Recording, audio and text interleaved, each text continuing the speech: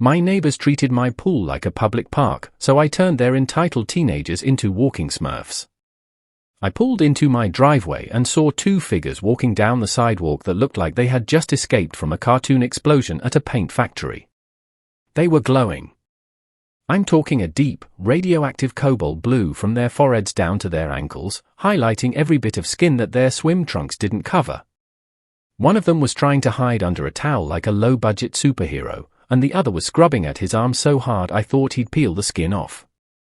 I sat in my truck, engine idling, watching them shamble toward the house next door, and for the first time in 3 months, the knot of rage in my chest loosened.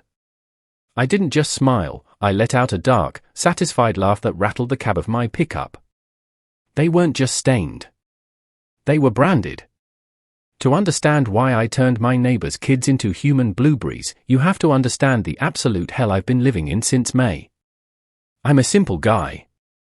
I work hard, I keep to myself, and my one luxury, the one thing I drained my savings account for, is my backyard pool.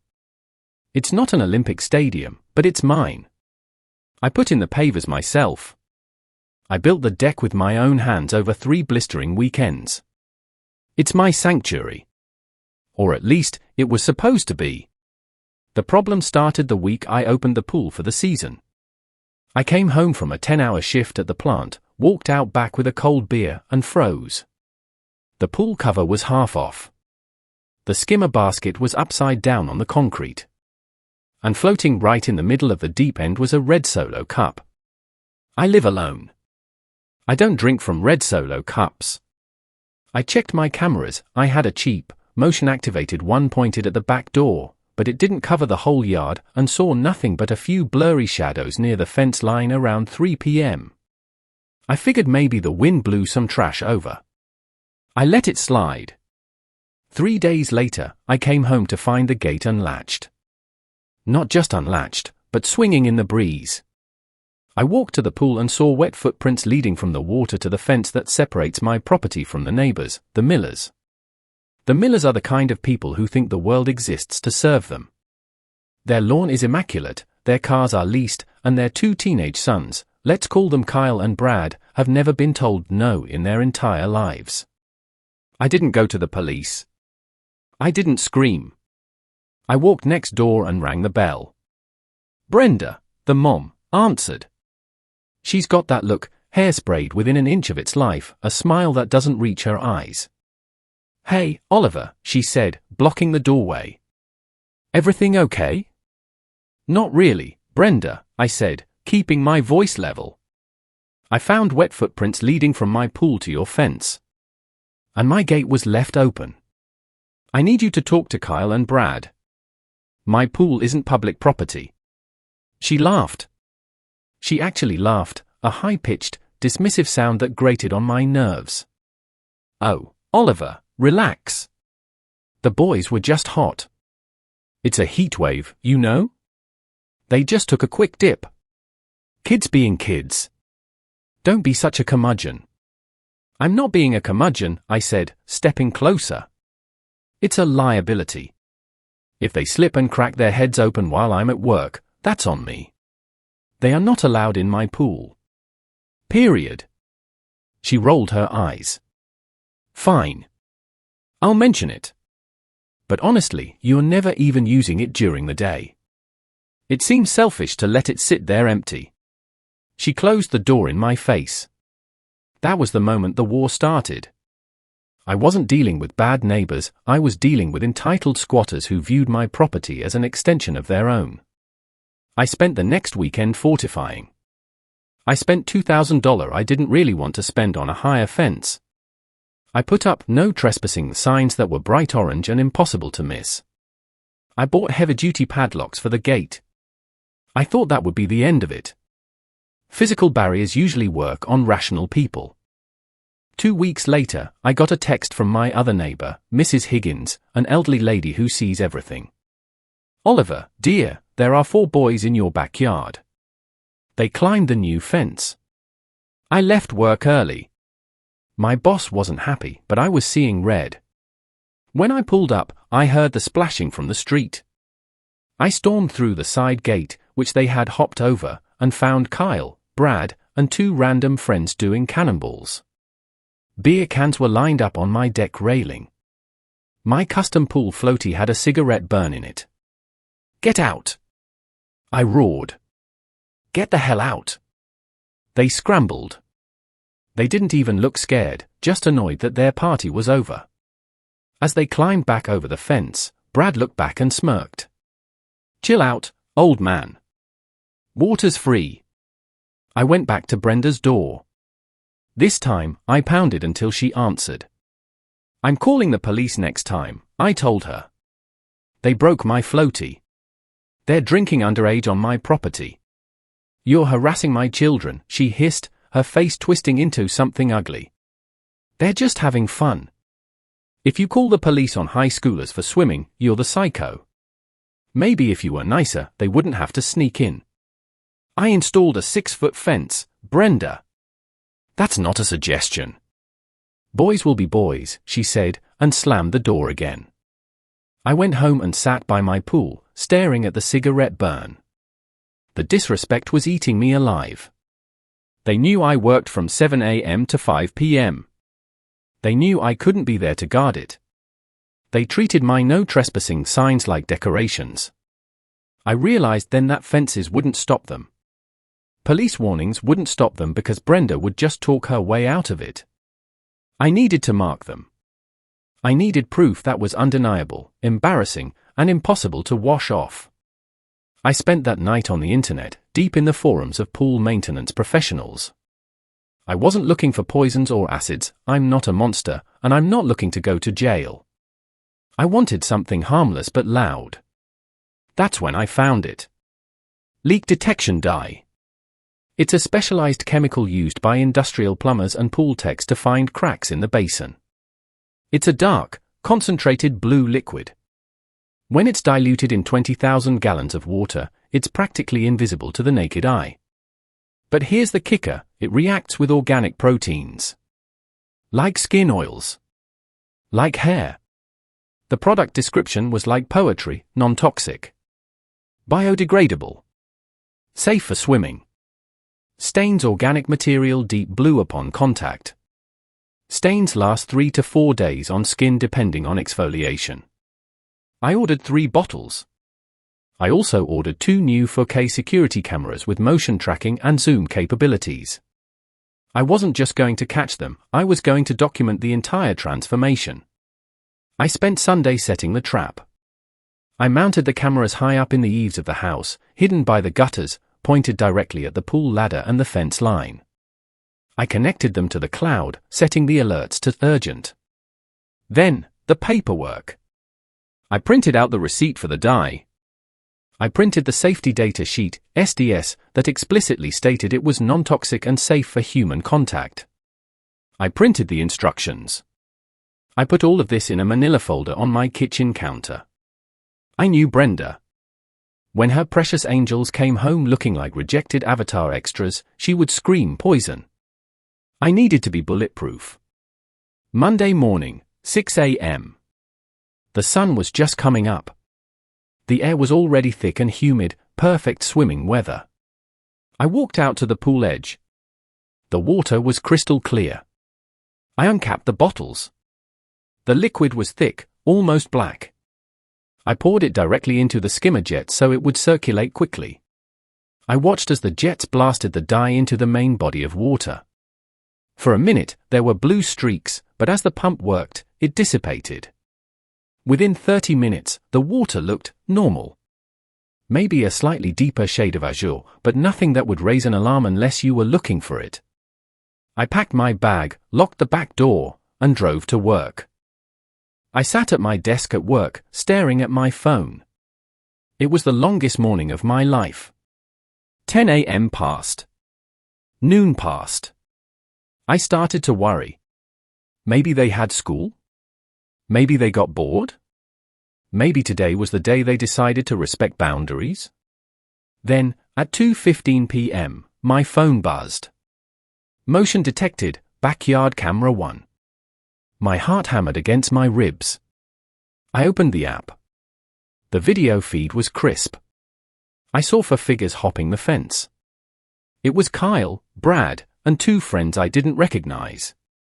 They were laughing, carrying towels and a portable speaker.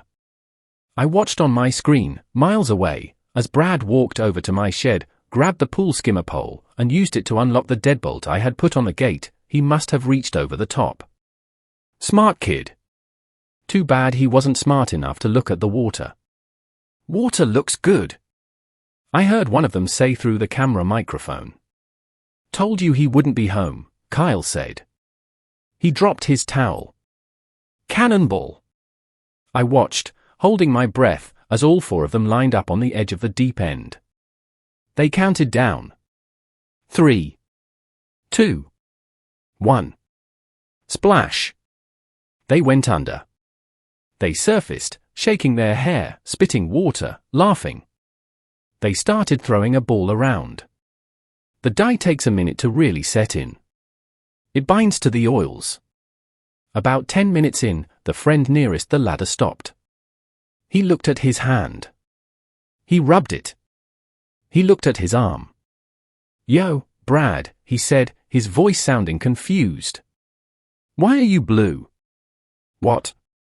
Brad wiped his face. He looked at his own hands. What the hell? Then the panic set in. It was beautiful chaos. They started screaming. It's chemicals. He put chemicals in it. My legs. Look at my legs. It won't come off. It won't come off. They scrambled out of the pool like rats escaping a sinking ship. As they stood on the concrete deck, the sun hitting them, the transformation was undeniable. They weren't just tinted, they were saturated. They looked like they had been dipped in ink. Their hair, their eyebrows, their chests, their legs. The dye had grabbed onto everything. One of them tried to wipe his face with a white towel. The towel turned bright blue, but his face stayed blue. My mom is gonna kill me, Kyle moaned. I hit the record button to save the clip to my permanent storage. Then I packed up my things. Family emergency, I told my boss. He took one look at the grin on my face and didn't ask questions. When I pulled onto my street, that's when I saw them walking home. The shame parade. They were trying to be casual, but there is no way to be casual when you look like a Smurf. Neighbors were looking out their windows. Mrs. Higgins was on her porch, hand over her mouth, laughing. I parked the truck and waited. I didn't have to wait long. 5 minutes later, Brenda came storming across the lawn. She didn't knock. She pounded on my door with both fists. I opened it, holding my manila folder. You maniac, she screamed. Her face was red, which contrasted nicely with the image of her blue sons I had just seen. You poisoned them. You put acid in the pool. I'm calling the police. I'm suing you for everything you have. Look at my babies. Behind her, Kyle and Brad were standing on the sidewalk, looking miserable. They were glowing. I didn't poison anyone, Brenda, I said calmly. Don't lie to me. They are blue. Their skin is blue. What kind of sicko does that? The kind of sicko who protects his property, I said. It's leak detection dye. It's harmless. It's non-toxic. It's basically food coloring on steroids. Here. I handed her the safety data sheet. Read it. Safe for human contact. Non-toxic. She slapped the paper out of my hand. I don't care what that paper says. You assaulted my children. They have a life. Brad has his driver's license photo tomorrow morning. He can't go looking like a blueberry. I blinked. I actually had to bite the inside of my cheek to keep from losing it. Driver's license photo? That's unfortunate. I hear the DMV has a strict policy against digital alterations. He's going to be Blue Brad for the next 5 years. I'm calling the cops, she shrieked, pulling out her phone. Go ahead, I said. I'll wait. She dialed 911. She was screaming about chemical warfare and child endangerment. While she screamed, I pulled up the video footage on my iPad. The police arrived 10 minutes later. 2 officers, looking ready for a fight. They saw the blue kids and their eyes went wide.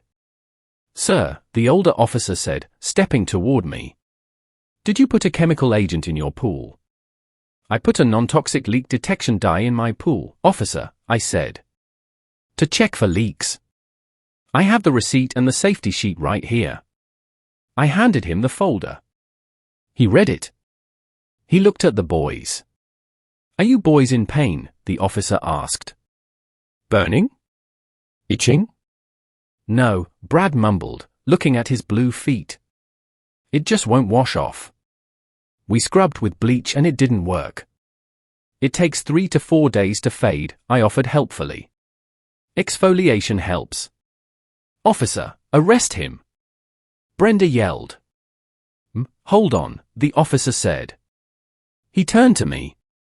"Why was the dye in the pool while people were swimming?" "There shouldn't have been people swimming," I said. "I was at work. My gate was locked. My yard is posted." I held up the iPad. "Here is the video of them breaking into my shed, using my tool to unlock the gate, and ignoring the signs." I played the video. The officers watched Brad use the skimmer pole to pick the lock. They watched them high-five. They watched the cannonball. The officer's demeanor changed instantly. He looked at Brenda. "Your sons broke into this man's property. That's criminal trespassing. And since they used a tool to bypass a lock, we're looking at breaking and entering." Brenda went pale. "But they're blue."